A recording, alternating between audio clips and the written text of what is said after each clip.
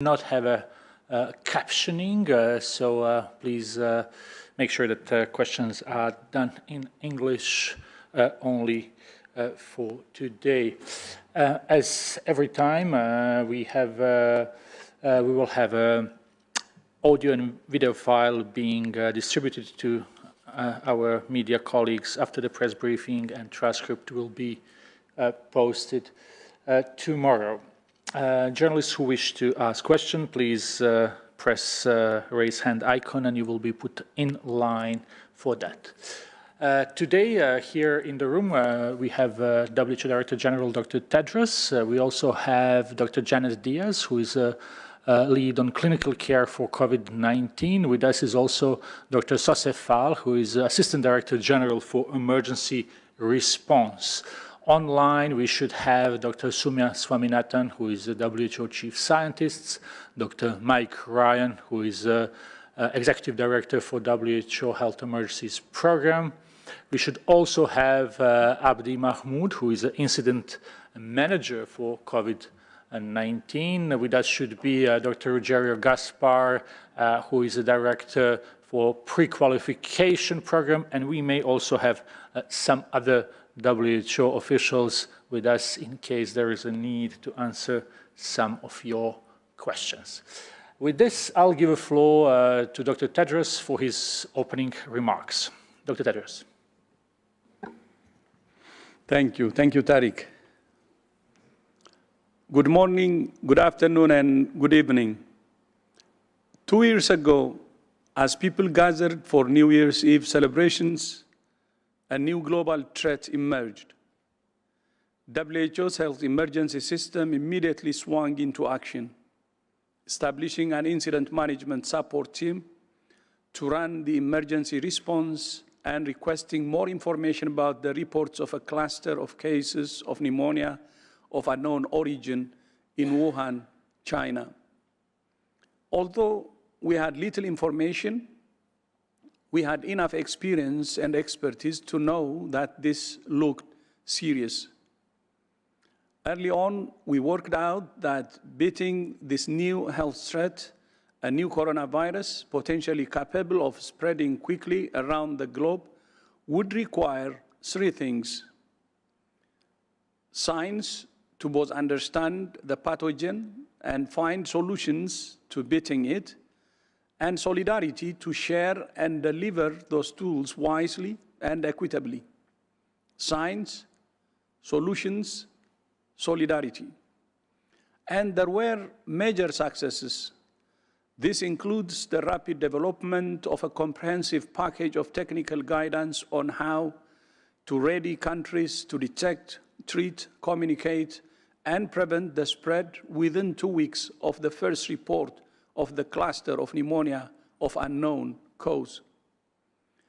The sharing of the genome, which triggered the development of diagnostics within the first 3 weeks of 2020, a multi-organizational supply chain system was quickly set up, which included solidarity flights that collectively delivered personal protective equipment for health workers and medical and oxygen supplies for patients. WHO quickly convened scientists and researchers in January 2020 and regularly, therefore, to develop a research roadmap for COVID-19 that accelerated the science around the virus and the creation of new health tools. These included global solidarity trials on new vaccines and treatments to speed up research and development processes. And WHO and partners created the COVID-19 Tools Act Accelerator in April 2020 to accelerate access to tests, treatments, and vaccines. We deployed emergency response teams to support governments in their times of greatest need. Working with clinicians and practitioners around the world, WHO developed a comprehensive living guidance for the clinical management of COVID-19. A common corticosteroid was found to be effective in cutting the risk of death in those with severe disease in September 2020. The development of new vaccines proved so effective at cutting serious disease and death, they represent a scientific masterclass. The increased level of coordination between WHO and member states is exemplified by more than 3,500 national regulatory authorizations in 144 member states following the approval of vaccines through the WHO Emergency Use Listing, EUL. However, while science delivered, politics too often triumphed over solidarity.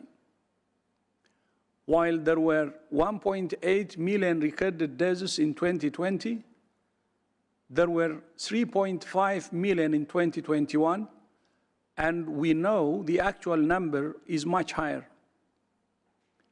This is not to mention to the millions of people dealing with the long-term consequences from the virus. Populism, narrow nationalism, and hoarding of health tools, including masks, therapeutics, diagnostics, and vaccines, by a small number of countries, undermined equity and created the ideal conditions for the emergence of new variants. Misinformation and disinformation, often spread by a small number of people, have been a constant distraction, undermining science and trust in life-saving health tools. In the huge waves of cases currently seen in Europe and in many countries around the world, misinformation, which has driven vaccine hesitancy, is now translating to the unvaccinated disproportionately dying. It's vitally important that the established scientific advisory group for the origins of novel pathogens can develop a pathway for the scientific research, search of pathogens, including for the origins of SARS-CoV-2, and we hope to see progress quickly in the new year. But I still remain optimistic that this can be the year we can not only end the acute stage of the pandemic, but we also chart a path to stronger health security. Building on the successes and failures, we must not only share vaccines faster and more equitably with COVAX and AVAT, we must support countries in manufacturing and rolling them out to everyone. And access to new treatments must also follow. This virus will continue to evolve and threaten our health system if we don't improve the collective response. Right now, Delta and Omicron are twin threats that are driving up cases to record numbers, which again is leading to spikes in hospitalizations and deaths. I'm highly concerned that Omicron, being more transmissible, circulating at the same time as Delta, is leading to a tsunami of cases. This is and will continue to put immense pressure on exhausted health workers and health systems on the brink of collapse, and again distributing lives and livelihoods. The pressure on health systems is not only because of new COVID-19 patients requiring hospitalization, but also a large number of health workers are getting sick themselves. The unvaccinated are many times more at risk of dying from either variant. Omicron is moving so quickly. In addition to vaccination, public health social measures are also needed to stem the wave of infection, protect health workers and systems, open up societies, and keep children in school. I welcome innovative solutions to reaching vulnerable communities that have not received vaccination yet, because the primary doses are the most important for people to develop immunity. Bottom-up microplanning with strong community engagement and mobile vaccination teams, which have been highly effective in ridding most of the world of polio, are another way to get vaccines to the hard-to-reach. WHO will support countries as they look to improve access to COVID-19 tools and catch up with routine immunization. Mental health must also be treated as a core element of our response to and recovery from the COVID-19 pandemic. At the G7 and G20 this year, I challenged leaders to ensure that by the end of this year, countries have vaccinated 40% of their populations and 70% by the middle of 2022. 92 member states out of 194 missed the 40% target.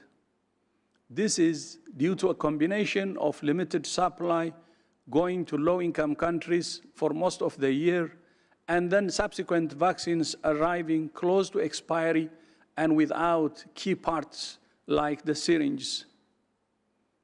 And in the case of about 20 countries, supply chain and distribution issues are also impacting rollouts. 40% was doable. It's not only a moral shame, it costs lives and provided the virus with opportunities to circulate unchecked and mutate. In the year ahead, I call for leaders of government and industry to walk the talk on vaccine equity, both by ensuring consistent supply and helping to get vaccinations actually into people. Vaccine supply, for now at least, is improving, although the emphasis on boosters in rich countries could cause low-income countries to go short again. I call on leaders of rich countries and manufacturers to learn the lessons of Alpha, Beta, Gamma, Delta, and now Omicron, and work together to reach the 70% vaccination coverage. This is the time to rise above short-term nationalism and protect populations and economies against future variants by ending global vaccine inequity. I want governments, industry, and civil society to work with us on a campaign that targets 70% vaccine coverage in every country by the start of July. I also want to ensure COVID-19 care pathways with new treatments are available in every single country, and to ensure people get on treatment at the optimum time. We need to get tests everywhere. Ending health inequity remains the key to ending the pandemic. As this pandemic drags on, it's possible that new variants could evade our countermeasures and become fully resistant to current vaccines or past infection necessitating vaccine adaptations.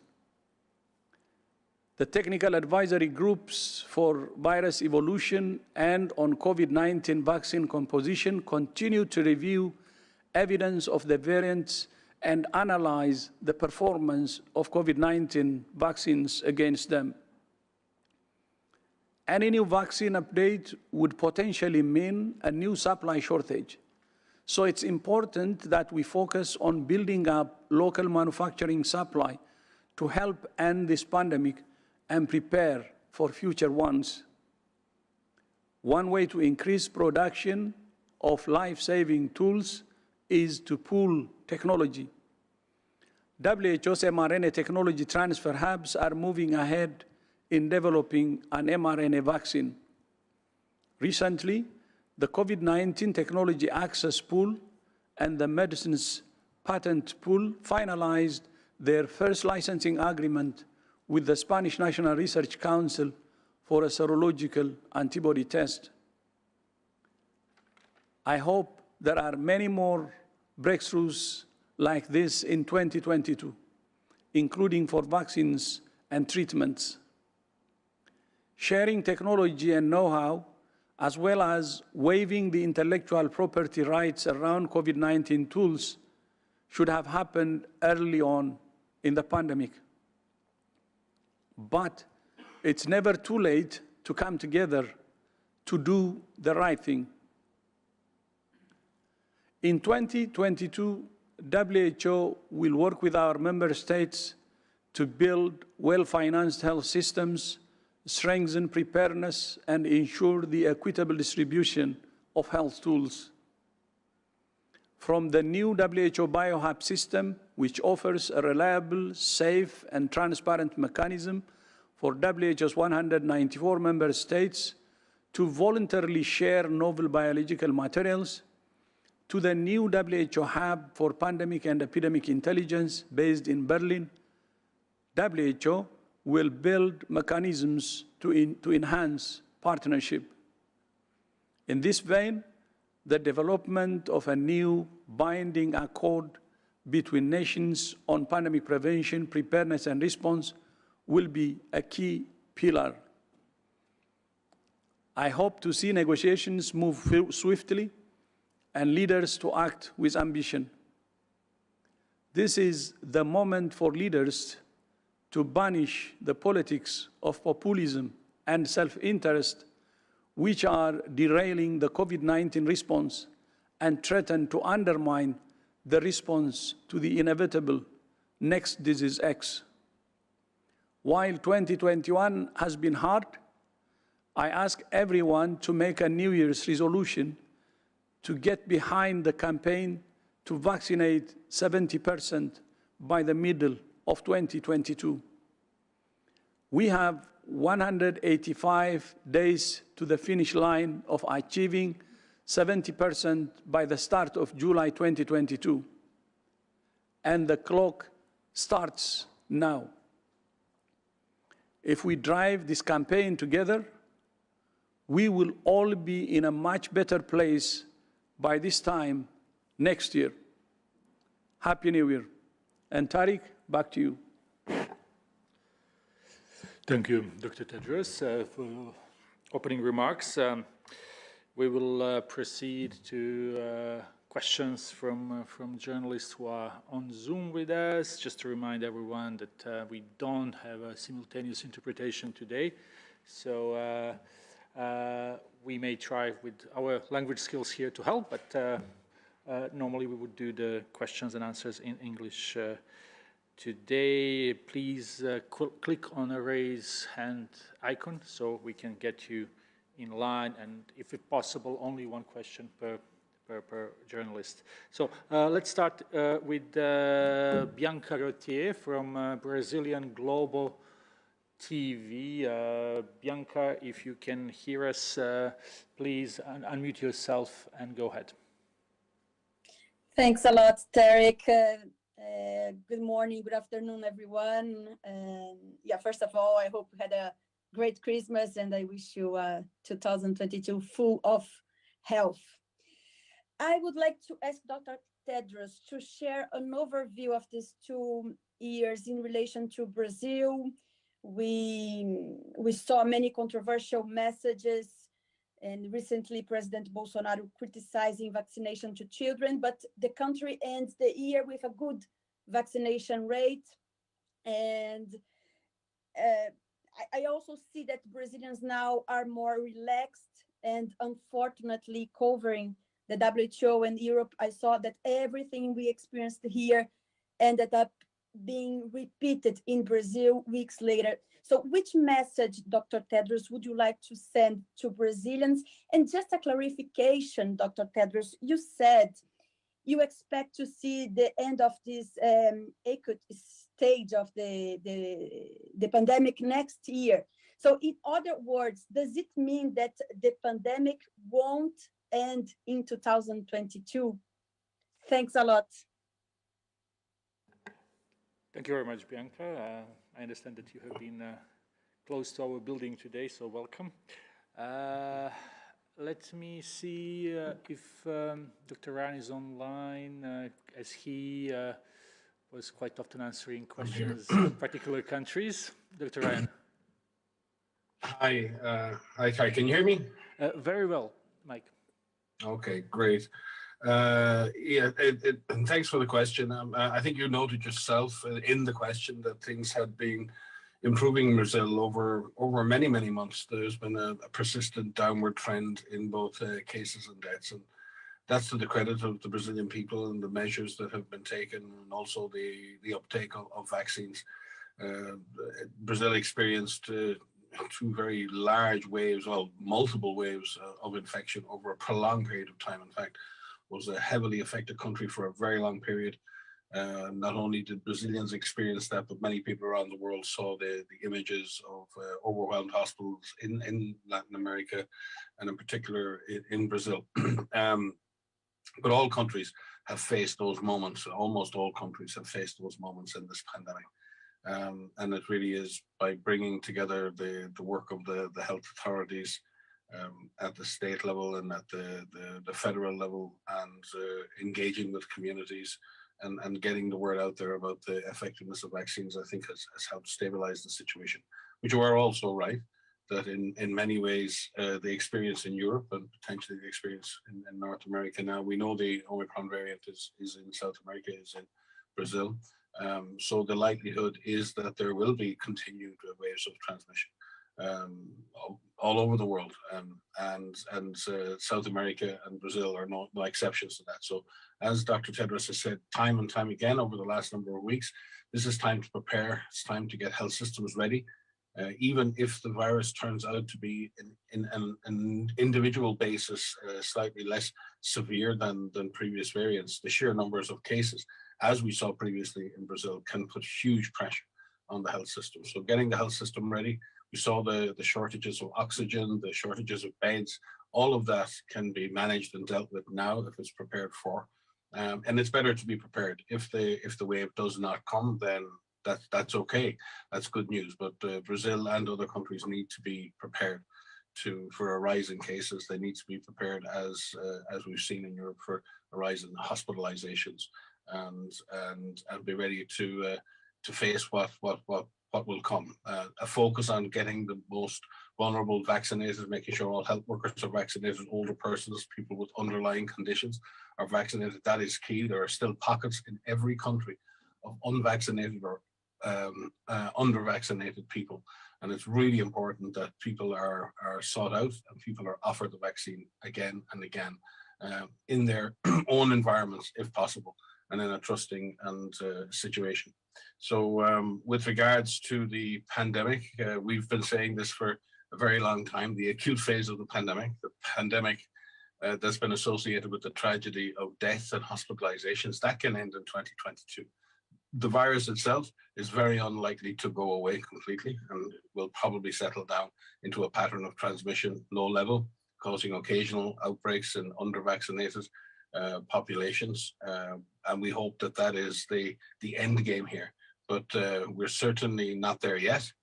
This is going to be a bumpy road on the way to low levels of COVID. But we do hope, as the Director General, Dr. Tedros, has said in his speech, that by getting the vaccine equity equation right, by continuing to implement the measures we have at our disposal, by continuing to protect the most vulnerable in our countries and in the world, we can bring the acute phase of the pandemic, the phase of death and hospitalization, to an end. Thank you, Dr. Ryan, for this. We will move to the next question, and that will be Antonio Prato from FA News Agency. Antonio, please unmute yourself.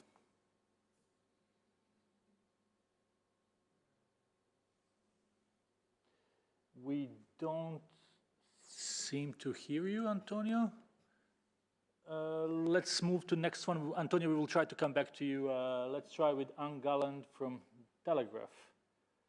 Anne, can you hear us? Hi, yes, can you hear me? Very well. Great, thank you, thanks so much. Dr. Ryan and Dr. Tedros, you both talked about ending the acute phase of the pandemic. So is that contingent on the 70% vaccine? Do you think the acute phase of the pandemic won't end until 70% of the population are vaccinated? Is that what you see? And how likely do you think it is that we will move away from this acute phase of the pandemic this year and move into the next stage? Thank you. Thank you, Anne. I can see we have lots of questions on a general outlook. So, Mike, please.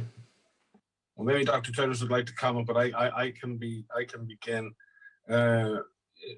Certainly, yes, we would all like to see the acute phase of the pandemic come to an end, and that is the history of pandemics in humans. The pandemic viruses, like flu viruses, the pandemic ends, but the virus stays around. In fact, the virus that caused the pandemic in 2009 of H1N1 is still around, but it's not causing the kind of death and destruction that it did at the time, mainly because we've been vaccinating the most vulnerable people. And if you look at the strategies we use in influenza, we don't try to vaccinate everybody against influenza, although it could be a very good idea. But what we focus on with the limited amount of vaccine available is to focus on vaccinating health workers, vaccinating older persons, vulnerable younger people. We vaccinate against the negative impacts of getting the infection, which are severe disease, hospitalization, and death. In that sense, heading to try and vaccinate everybody in the population who could potentially have a severe infection is the primary objective. And that was the objective set with the original idea of having 20% and 40% of the population covered.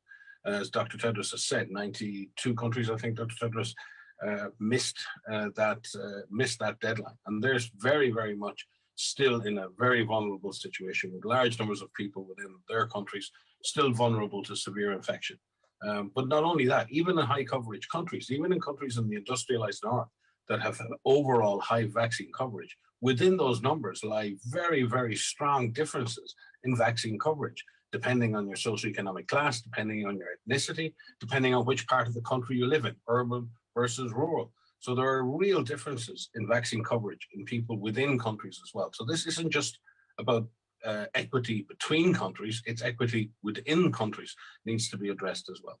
The 70% number is really about trying to get to the point where you have effectively your full adult population vaccinated and all your vulnerable individuals vaccinated. That's the situation we would really want to be in. If we're going to both impact the severity of the disease or the impact of the health system, but also have a significant impact on transmission, then the higher the vaccination levels, the more we will have impact on that. There is a challenge. The vaccines don't perfectly prevent transmission, but they do prevent transmission at some level. And you will have to have very high vaccine coverage in order to have an impact on transmission. But if you can get to those higher vaccine coverage levels, you will have an impact on transmission, especially with natural infection as well. So I think there is a strong prospect of getting there. We have to get there. It's not just an issue of equity. It's a real question of getting out of the place we're in. And getting out of where we are requires us to get much higher levels of vaccination. You can call it 70% or 65 or 75, that's a number. But getting to a point where the population at risk of having any form of severe infection or long COVID, getting that out of the equation is the primary objective here, and ensuring that we can also suppress the emergence of new variants through reductions in transmission. Thank you. I think Mike had already said the key issues. Maybe a few things to stress. On the 70%, we hope that it could end it could help in ending the acute phase of the pandemic. However, the key element here is we have to cover the most vulnerable parts of the population. These are the elderly and people with comorbidity, and also health workers. As you know, many countries who have already high coverage, 70%, more than 60% of coverage, are seeing a substantial number of hospitalization and deaths. And this is happening in the unvaccinated population. And that's why also in my speech, I said we need to have a campaign like the Polio Campaign which is house to house, identifying the at-risk group and vaccinating those. You know, the average 60–70% wouldn't mean anything if the most vulnerable is not vaccinated. So when we say 70% in each and every country, if all the at-risk groups, the older, the senior citizens, people with comorbidity, and health workers and others are included in that 70%, then we can see minimized hospitalization and deaths to the minimum, and that could lead us into the end of the acute phase of the pandemic. So as we even speak, those countries who have high vaccination coverage, I think they should, in order to reduce hospitalization and deaths, they have to focus at the risk group who are not vaccinated. And that's why the last 2 weeks, we said repeatedly, the most important the focus should be on vaccinating the unvaccinated or protect the unprotected. That would have a better impact and also help us in making progress towards ending the acute phase of the pandemic. Maybe one thing with Brazil, by the way, with vaccination, I think as far as I know, if I remember, the coverage is already more than 65% fully vaccinated. And the overall situation also looks really much better in Brazil. And to what Mike said, you know, what I would add is, you know, continue with vaccination, especially those vulnerable should not be left behind. But at the same time, it's implementing the comprehensive measures, the public health comprehensive measures. So not vaccination alone, do it all.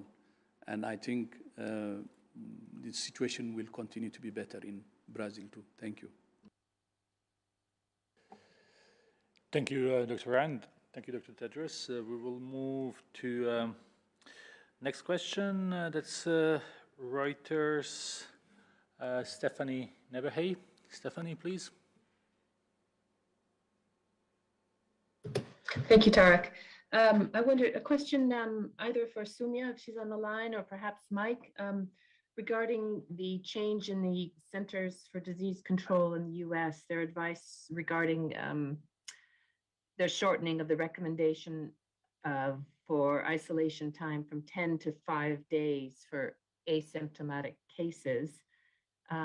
So wondering if you have concerns on that and what your data might be telling, you about how long people shed virus, people with Omicron shed virus or potentially transmit it. Do you have concerns about that new shortened time frame, please, which other countries have started to pick up on too? Thank you. Thank you, Stephanie. Let's see if Dr. Abdi Mahmoud would like to say something on this. Dr. Mahmoud, please. Thank you. That's a great question. I just wanted to bring back again why we are doing quarantine. And the main objective has been to always to break the cycle of transmissions. So different countries and different parts of the world are in a different situation. Some part of the world are seeing a low incidence and able to even push the quarantine from the WHO recommended 14 days to 21. Other countries are finding the balance. So at WHO, what we have been recommending is 14 days, and some countries can shorten that based on the testing that. So there are a lot of studies coming up, but what we have seen more and more countries applying a practical health aspect of what needs to be done, balancing the workforce required and the society and the overall objective, what they need to achieve from containing the virus or making this balance. So I think the US CDC may have more information, but what we have gathered right now is too early to determine in terms of the incubation and the infectious period, but more related to balancing the society, whether you go in the full lockdown or the lesser of the two evil. Coming back again in terms of what we recommend to H1, we have been recommending again, comprehensive risk-based approach and protecting the vulnerable. While the overall part of the health workforce can be relaxed, we need to take care of the long-term care facility, people who are immunocompromised, where one infection can be debilitating and life-risking. So I think that in summary is a risk-based approach, and different countries are in a different situation. Thank you, Dr. Mahmoud, for this clear explanation. Let's move on, and we have someone we have not heard from before, Sloan Smith, Eyewitness News from Bahamas. Sloan, please go ahead. Hi, hello, good morning. Can you guys hear me?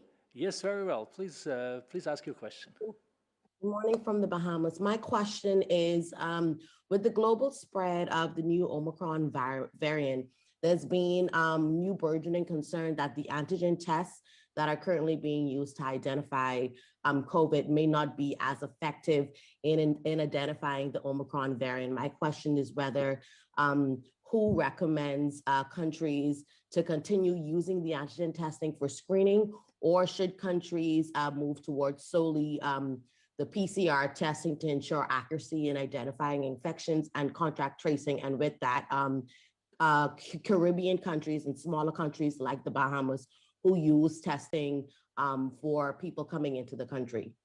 Thank you. Thank you, Sloan, and welcome to WHO Press Briefings. Maybe Dr. Mahmoud, would you like to have this one? Thank you. In terms of the RDT approved by WHO under the EUL, we haven't had any studies confirming that.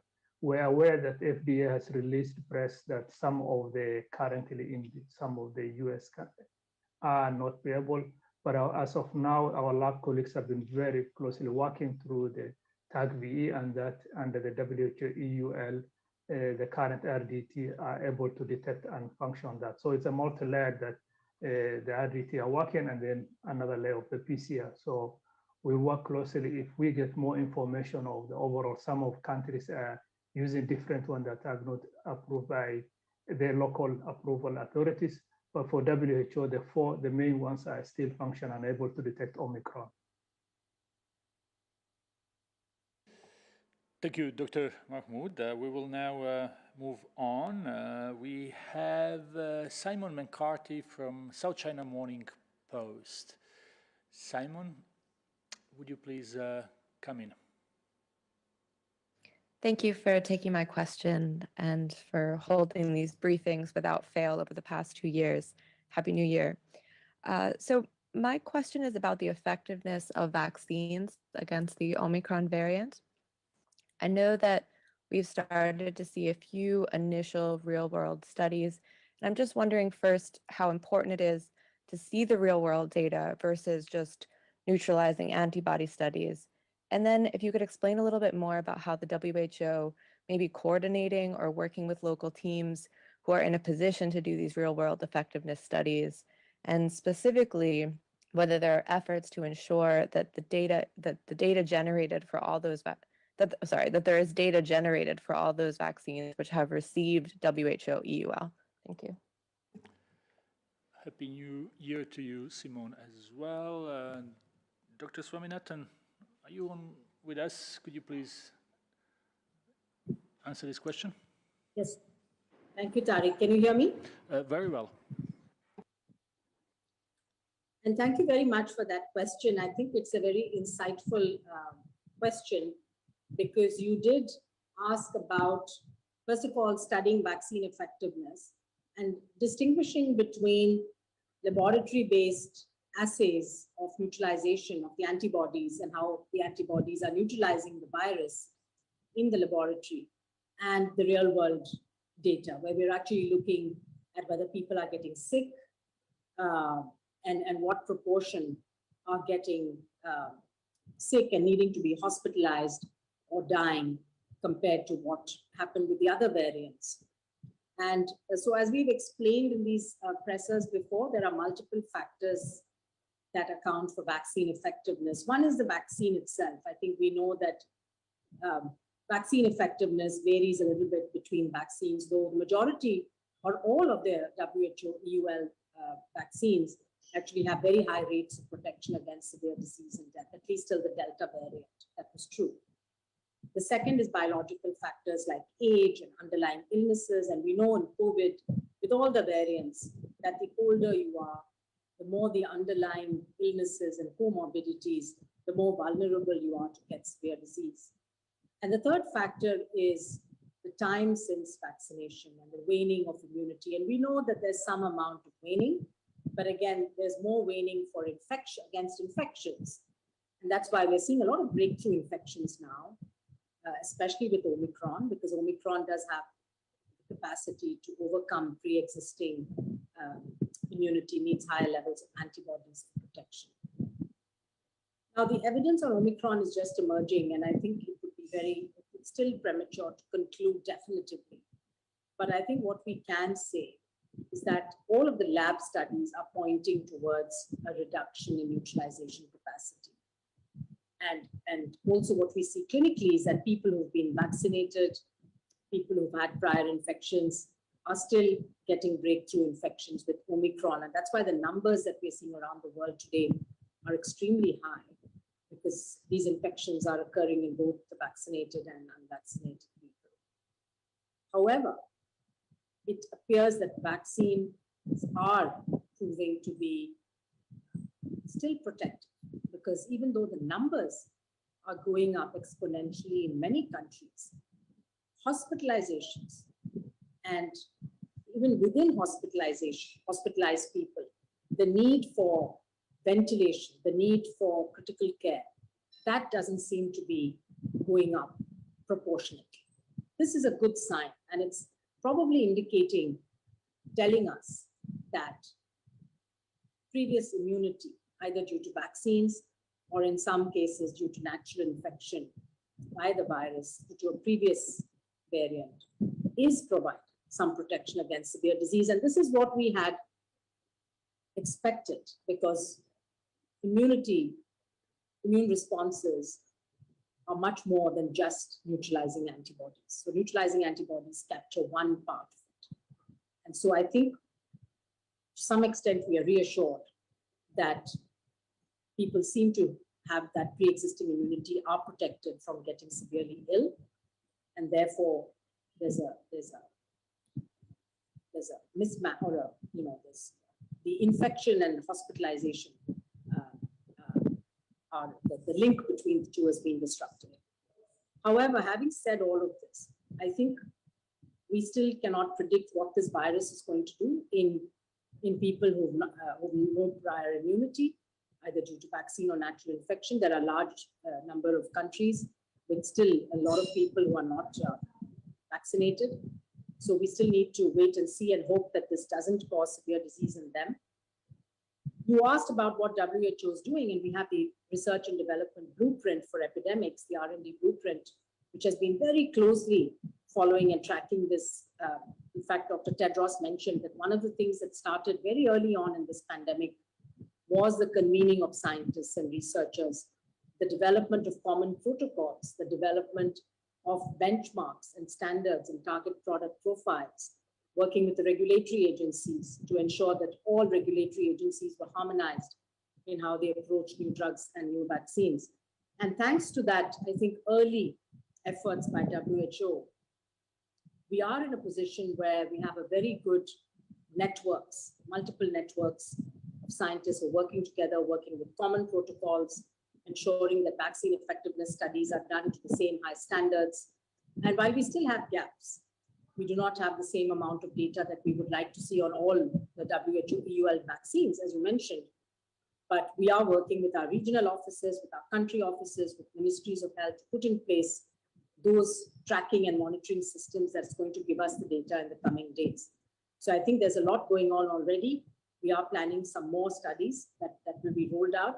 And then we have the groups of experts that actually critically evaluate all the studies that are being published, because we know that all studies are not of the same high quality. There are many biases, particularly in these observational types of reports.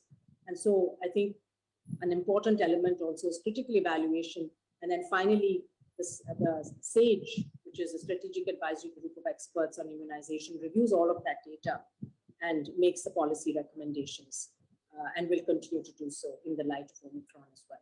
So I'm sorry that took a little bit longer than I had planned, but I just wanted to explain all the different elements and all the different departments in WHO that are working on this. There's the IDB, the immunization department, the regulatory department, the emergencies program, of course, in which the R&D blueprint sits, the science division, and many, many other departments from across the board.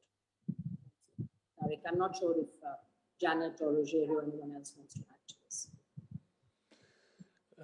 Thank you, Dr. Swaminathan. I don't see anyone else wanting to jump in. So let's go to next question. That's Kamran Kasimov, representing a number of media from Azerbaijan. Kamran was with us since the beginning of pandemic. Kamran, please go ahead.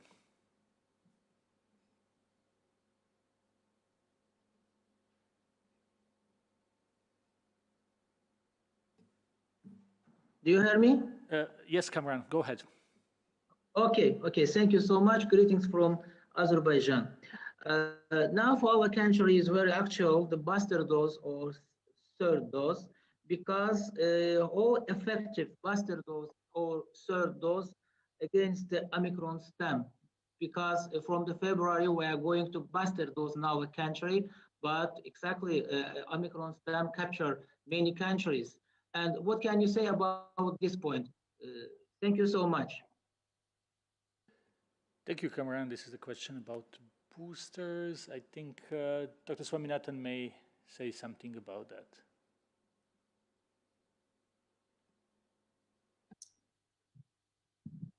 So this is an area that, again, the SAGE, the group of experts who advises on policy on vaccines, has been tracking and monitoring, because the need for boosters basically is, again, based on what is the evidence on waning immunity, across which age groups, across which vaccines.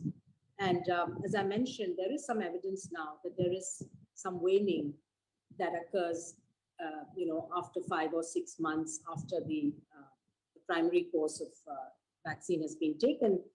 And essentially, again, this is being measured mainly through the antibody responses. But when we look at clinical effectiveness, when we look at, say, hospitalizations or severe disease, there is a small drop. Again, there is some waning of about, let's say, 8 to 10%. It's a little bit higher in the older age groups, 10%. If you take all age groups, it's more like 7 to 8% at 6 months. And this is why many countries started booster programs, because they wanted to boost or supplement the immune responses that their citizens already had. The WHO basically has been tracking the data and the science, and our recommendations would be based on science. But there was another consideration for us, and that's the whole equity issue. And Dr. Tedros has been speaking to this issue right from the beginning. He spoke to it today as well. The fact that there are still so many unvaccinated people in the world, while in some countries, people are able to receive their third dose. There's even talk of fourth dose in some countries. And so we have to balance the need for boosters to push the immunity if it's waning, particularly in those vulnerable groups, against the imperative to vaccinate frontline workers, the elderly, in all countries, not just in a few countries. And so what we're recommending now, and we had an interim statement on boosters that we put out last week based on the advice of SAGE, is that countries can consider this for their vulnerable citizens, their elderly citizens, those we know have weaker immune systems, immunocompromised, people who are at very high risk of infection and very high risk of severe disease, particularly in the light of very infectious variants, that they could consider boosting, but that should only be done when country has actually managed to vaccinate its highest risk group with the primary course of vaccination.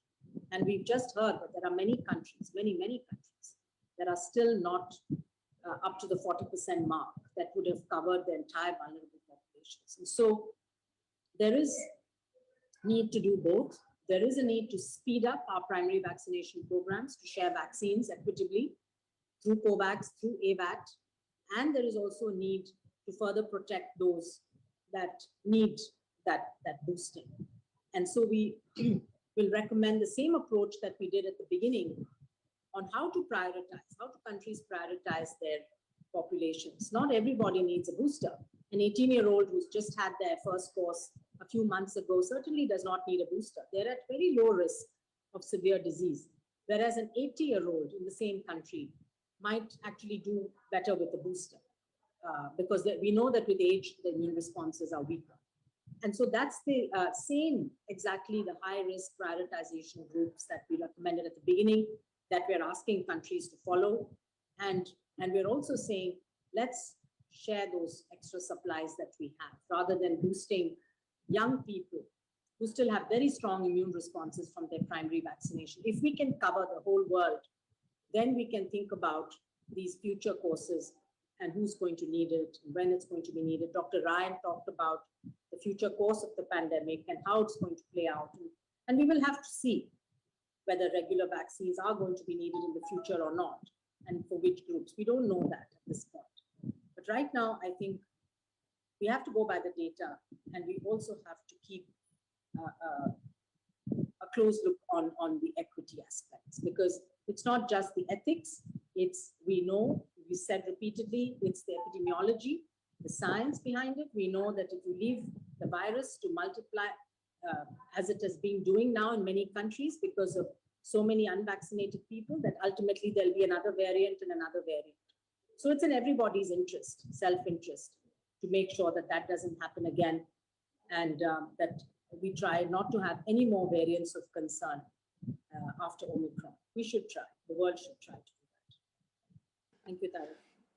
Thank you, Dr. Swaminathan. Let's move to next question. We can take one or two more. So we have BMJ online, Elizabeth Mahasi.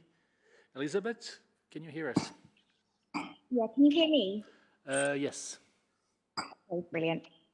So I just have a question about countries reducing their self-isolation period. I know Stephanie asked earlier about the US's 5-day rule. Here in the UK, they're saying that people are able to come out of isolation earlier if they get 2 negative rapid COVID test results. I was wondering if the WHO has a view on whether these tests are accurate enough to use for shortening the self-isolation period. And just generally in terms of self-isolation, has Omicron changed anything? Thank you very much, Elizabeth. I know we have both Dr. Ryan and Dr. Mahmoud online. Tarek, I can speak to this. Yeah, no, look, at the end of the day, these are, as Abdi outlined so correctly, these are judgment calls that the countries make. What countries are trying to do is to be maximally effective at picking up cases or not having onward transmission, but minimally impacting on people's lives, social and economic and educational lives. And it is always a judgment. The likelihood of someone developing symptoms after 5 or 6 or 7 days goes down exponentially. But there is a possibility of longer incubation periods. But the average incubation period up to now has been around 5 days, 6 days. But there's a range of those incubations. There is some data to suggest that the incubation period for Omicron may be shorter, but there will still be a very wide range around a lower average, even if that average turns out to be lower. And the data is not certain on that because we're dealing with a very limited number of studies and a limited number, again, of individuals. We're talking mainly about younger people. Maybe younger people have a shorter incubation period than older people. We don't know that. So we need to be very careful with interpreting these data. But there's no question, even with all of the previous variants, the incubation period, and most people will incubate and show symptoms or be positive within that first 6 days or so. But there's the chances then of being positive after that and transmitting, their chances of transmitting the disease after that are lower. It is then for governments to make that judgment call of when to allow people out of a quarantine situation with extra testing. The issue with the antigen testing is the antigen testing will tell you whether you're infected now, but the window within which it can pick up the virus is narrower than the window that the PCR test is much more sensitive than the antigen test. But again, the antigen test is very convenient. It's very quick. It can be done at home. It can be done on site. And there are a lot of practical real world advantages to doing that. So again, it's a trade-off. So what governments and systems need to do, and Dr. Tedros is continually saying this, is a multi-layered comprehensive strategy that looks at the data and the science and applies that science in policy that's rational, that's simple to understand, that's consistent, and this has been changed all the time, every day, where people get confused. People need a very straightforward, understandable, supported system where they know exactly where they stand, what category they're in, how long they need to isolate for or be in quarantine for, when they need to be tested, by whom, which test, and that is all extremely clear. And within that, yes, there are trade-offs. And if people shorten the quarantine period, there will be a small number of cases that will develop disease and potentially go on to transmit when they're because they've been let out of quarantine earlier. But that will be a relatively small number, and a lot of people who won't transmit will also be released from that quarantine. So it is a trade-off between the science and being absolutely perfect in what you try to do, but then having the minimum disruption that you can possibly have to your economy and your society. And governments are struggling to find that balance. And because different countries are in different situations economically, socially, and even epidemiologically, you don't see exactly the same strategy being applied in each country. But I think the most important thing at this moment is we need to be careful about changing tactics and strategies immediately on the basis of what we're seeing in early Omicron data. Oh, it's less severe. Maybe it's not. It's more transmissible. Maybe it is. But we have to wait and see if the vaccines work or they don't work. We have to wait and see. And I think it would be advisable at this point, if we don't see huge shifts, huge moves in reducing control measures for COVID-19, purely on the basis of initial or preliminary studies. But where the data exists, where the data is strong, and we'll continue to review that data for all of these parameters. And we will be doing that again and again in the new year. And we will shift based on any new evidence and new science that's emerged, and we will move our guidance. But again, our guidance is at a global level. Countries apply that at national and local level, and local and national conditions will always, in a sense, determine and impact on how global advice is implemented. Thank you, Dr. Ryan. Dr. Mahmoud, I'm not sure if Dr. Mahmoud would like to add something. I think Mike has covered. I just wanted to add that, as we said earlier, we're having two outbreaks going at the same time, pandemic. The Delta that's affecting the elderly population, and Omicron, they're less than 60. So whatever measures the country are doing, finding that balance, particularly the most vulnerable and high-risk population, has to be taken. We know from various studies the shedding of the virus has possibly associated with age. So our message has been protecting the vulnerable. So that protection, knowing what Delta is creating the havoc, has to be taken. So we really don't know what's going to happen in Omicron. We hope it becomes the dominant, but how it's going to behave in the next 2 to 3 weeks, it will be very early to make decisions solely based that Omicron will be the more dominant patient. People have withstood 2 years of 24 months of hard things, have a lot of resilience in our populations. If it's explained very well, they can accept. So I think just to echo the point Mike said, that we shouldn't make decisions based on only Omicron as the best case scenario, while we know there's a huge outbreak of Omicron going on in hospitals. Thanks. Thank you, Dr. Ryan. Thank you, Dr. Mahmoud. We will move to last question for today. We have Kai Kupferschmidt from Science. Kai? Yes, thank you, Tariq. Thanks for taking my question and for doing this presser today. It follows right on from the last comments. I wanted to ask, we have learned a lot about Omicron in the last weeks. Of course, there's also huge questions. And what we have learned seems to suggest that this is following a slightly different path maybe than Alpha and Delta did. So I just wanted to get an update, given what we've seen possibly about generation time, about severity and so on, what is the view from Geneva at the moment on the threat that Omicron poses? How do you, I know there's a lot of uncertainty, but right now, how do you characterize it? Thank you, Kai, Dr. Ryan, Dr. Mahmoud, anyone else? I can begin, then the real scientists can follow me. Dr. Mahmoud, hi Kai, Happy New Year. I think the big question is, and Abdi alluded to this earlier, and I think so did Samia, what we're seeing is this dual circulation. We're seeing a well-established Delta wave that's affecting all age groups and particularly causing a lot of hospitalizations and severe disease in older persons now, particularly under-vaccinated or unvaccinated older or vulnerable persons. And that's causing one a major problem. And vaccines have held up quite well, as Samia outlined, in protecting those individuals.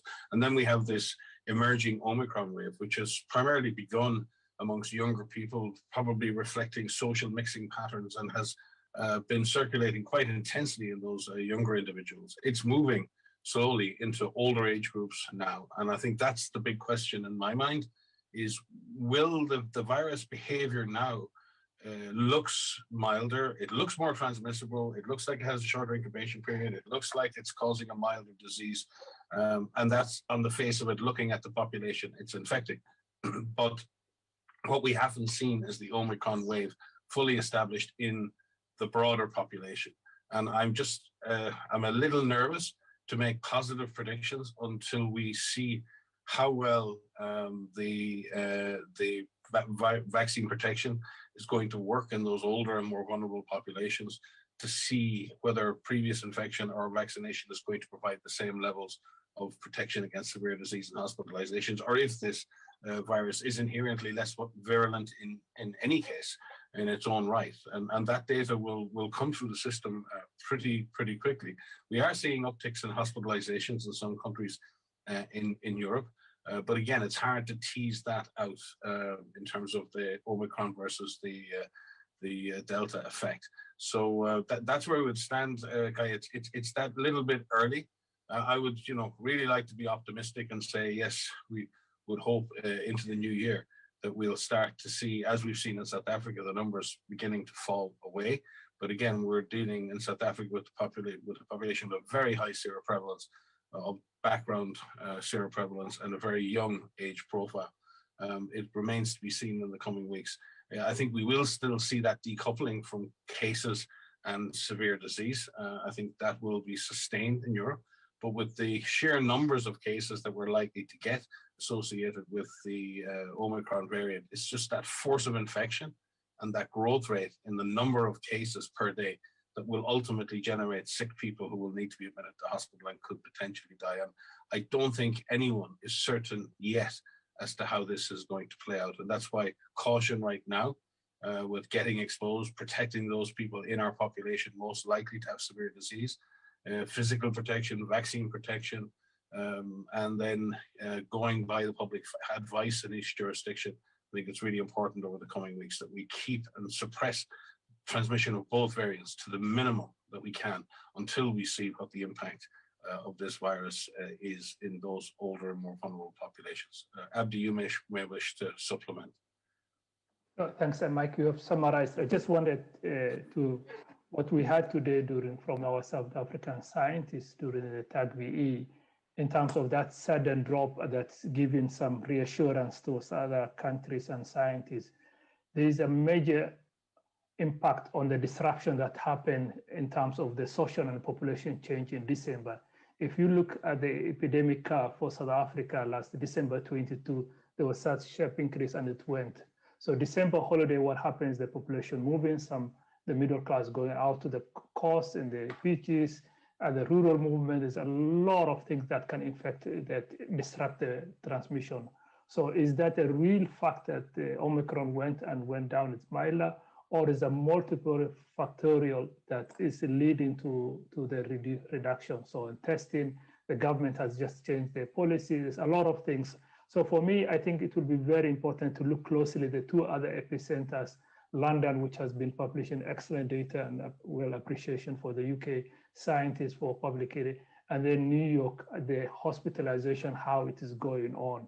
If that trend's going on, and from the modeling, they're saying 50%, we're almost looking, hospitalization in London at the 1st of December was 114.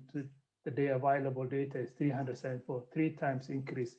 In New York, almost double, I think 6,173, 945 people are on mechanical ventilation. So the idea, we all want this disease to be milder, but the population so far it affected is the milder form, that the younger. So how it behaves in the elderly population, the vulnerable, we don't know yet. So I think while we encourage it, but the early results is showing that we need more and more time and to be more cautious and to push down as much as possible and vaccinate those unvaccinated population.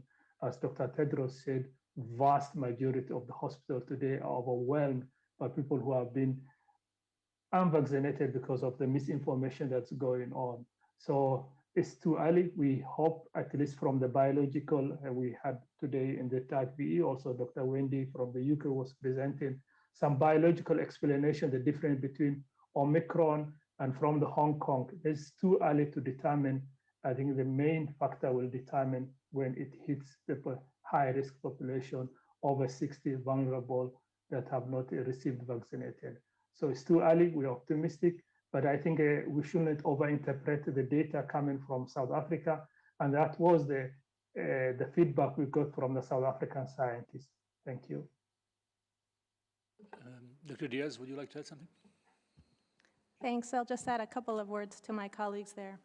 And just to agree that it is too early right now, and we still must be cautious when trying to ascertain the severity of Omicron virus infection. We do know that there are some suggestions of the reduced hospitalization coming from some countries, as was already discussed. But we need to know also, of those hospitalized, how many are on oxygen therapy, how many are requiring intensive care or mechanical ventilation, and how many are dying. So we do need to get a better understanding of that spectrum of severe disease in patients infected with Omicron. So what do we need? We need more data. We need robust analysis, and this is a call on countries that are experiencing as we heard, the co-threat of Omicron and Delta. Get an analysis done. Look for, ensure that those analyses take into account the various other factors that are associated with severe disease. That includes age, older age, the chronic conditions, history of vaccination status, history of pre-infection, previous infection. And if we do this in sufficient numbers of countries, then we can start to see whether or not what we're seeing in South Africa is generalizable to other countries. So I think before I finish, it's too early to say, but we are getting more data. And also thanks to the colleagues from South Africa for sharing that data, initial hospitalized data with WHO, which has allowed us to start with our analysis here. And we do ask member states to consider sharing their hospitalized data so we can do that aggregated analysis through the WHO clinical data platform, and that will allow us hopefully to better answer these questions in a faster time with something that's where we have more certainty about what our analyses are showing. So thank you. Yeah, thank you, Kai. I mean, my colleagues have already said, but just a bit of some angle maybe I would like to say. And it's actually my concerns, also our concerns as WHO. There is this narrative now going on, which is like it's milder or it's less severe. But we're undermining the other side. At the same time, it could be dangerous because the high transmission rate, the transmissibility, could increase hospitalization and deaths, and we have already said that, and we're seeing this. So we shouldn't undermine the bad news, just focusing on the good news. There are both elements here, and in our approach, I think we can make use of how the virus behaves without undermining it. So we shouldn't undermine. There are things that we don't know, You know, we will know more, but until then, it's better not to undermine. And the tools are the same, by the way. We don't want people to be complacent, saying this is not severe, this is mild, and we have to be very careful in that narrative, because what we see also the other side is more hospitalizations are also seen in some countries, and more deaths. So that's what I would like to add. So there's both sides, and we have to see the bad and the good and what it means, but still follow a comprehensive approach, which really works for Omicron too. So thank you, and Tariq, back to you. Thank you, Dr. Ryan, Dr. Diaz, Dr. Mahmoud, and Dr. Tedros on this answer to last question from our friend Kai Kupferschmidt. With this, we will conclude today's press conference. As always, we will send out files from the briefing, and the transcript will be available tomorrow on our website. With this, media team is at your disposal. Tariq, this is Mike. Yes, Mike, please. Just one point, because just to, given that we're 2 years into this, Dr. Tedros took the opportunity this morning to, as he does very often, to attend our morning emergency management meetings, which occur every single day, to look at the epidemics around the world. And he came there especially to acknowledge and thank the workers across WHO and amongst our partners for all the work they've done in the last 2 years. And, you know, we would like to echo that thanks to all of our partners out there. WHO is nothing more than our member states and the institutions and science institutions and public health institutions that make up, that are based in those member states. But 2 years of using a public health approach, despite the issues and despite the very often attacks, it's been a long journey, and one in which I hope we have stood firmly for science and for evidence and for public health and for fairness and equity. But we could not have achieved what we have achieved, and it's a modest enough achievement in the face of all the tragedy and death we've seen. But certainly that could not have been achieved without the leadership of Dr. Tedros. So we just like at the end of this 2 years to thank him for his leadership, his courageous leadership over what has been a hugely demanding 2 years. And I'm sure he would echo my thanks to all of the staff of WHO and all of our partners who work so hard with you, the media, who are still, in my view, very much a major pillar of democracy and justice worldwide. And I thank you who have reported so diligently the information and the data and the stories of this pandemic over the last 2 years. Back to you, Tariq and Tedros. Thank you, Dr. Ryan. And on behalf of Department of Communications, I really want to thank all the journalists who have been following us throughout this year, just as well they did all the previous years. And we look forward to work with you again. We wish you a happy new year, media team. What I wanted to say is at your disposal in coming days if you need something from us. With this, I will give the floor to Dr. Tedros for his last words. Dr. Tedros. Thank you, Tariq. So three things quickly. First of all, I endorse Mike's vote of thanks. Thank you so much, Mike, for thanking our staff. I know, what they have been through, and also for thanking all our partners, including our media. So I endorse the vote of thanks. And then the second part is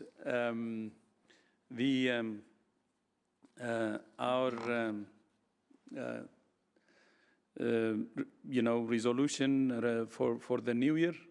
And I hope, as I said earlier, you will join us. Please join the campaign to vaccinate 70% of population of all countries by mid-2022. We have 185 days to go. It's possible, to do it. And I ask for every citizen of the world to join the campaign and end this pandemic. I know everybody is sick and tired, all of us. And I think this campaign is about all of us. And I hope you will join us. And then the third part is I wish everybody Happy New Year. And I wish you health and peace and safety and progress. So thank you so much for all your support. And in the new year, look forward to working with all closely. And until we see you next year, which is in a couple of days, all the very best. Bye-bye.